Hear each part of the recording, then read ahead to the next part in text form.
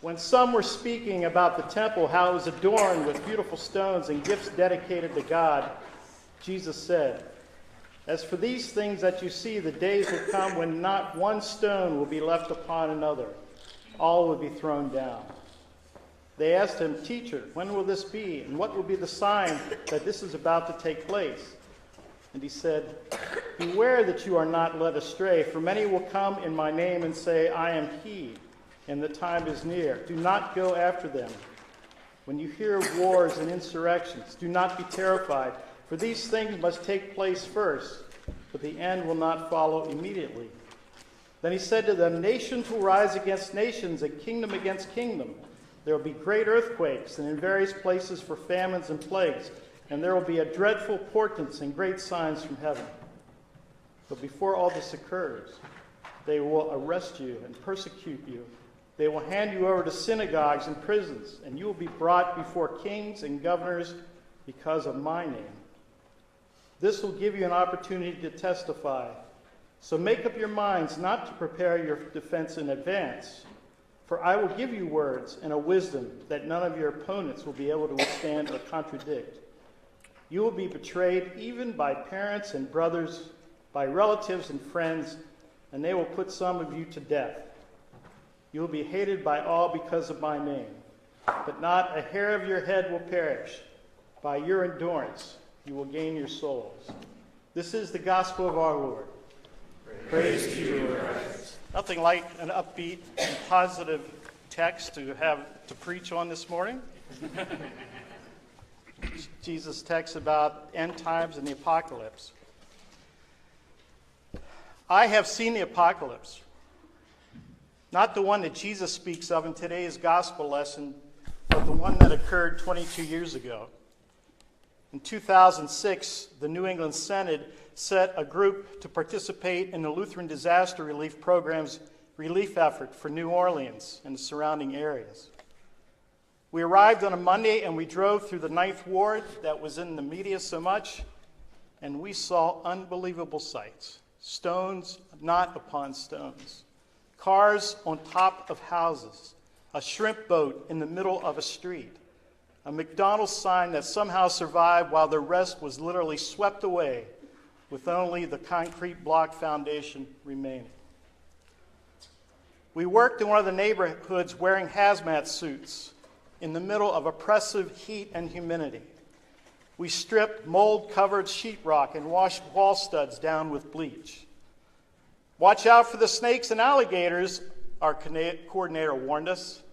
And sure enough, mid-morning, we heard a shriek from one of the workers as a snake crawled out of the rubble. Now, being an old Boy Scout, I said, if you see a snake, call me, I'll deal with it. But all I heard was this bang, bang, bang, bang, and they just decimated this poor little snake with a shovel. It was the only home on that entire street that was being rescued. The rest were abandoned, awaiting for the bulldozer to arrive. I peered into one of the abandoned houses, and the inside looked as if an angry toddler had picked it up and shook it violently and then set it down. But what struck me most was the uncomfortable silence that surrounded us when we took our break. No sound of children or traffic or the normal ongoings of a neighborhood. Into that dark and abandoned place, we were sent to be God's hands, to bring aid and hope.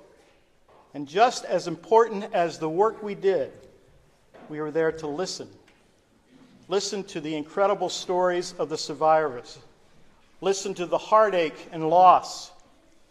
And every place we went, we were met with great gratitude and thanks. And sometimes that thanks was accompanied by coffee and sweets from the people who had literally lost everything.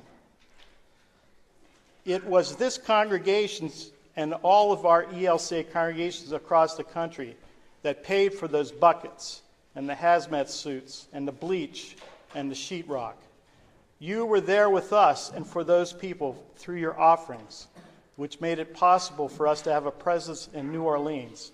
And there have been many disasters that have followed since then. And once again, Lutheran Disaster Relief, funded by your offerings, has been there. We now face a new disaster. a new apocalypse. A nation divided by a long, bitter, divisive campaign. We have not followed our better angels. And the deep divisions that have always been present, buried within us, have been set free in this past year. People feel vulnerable and lost on both sides of the divide. There is anger and frustration. We have never been so alienated from one another since the Vietnam War.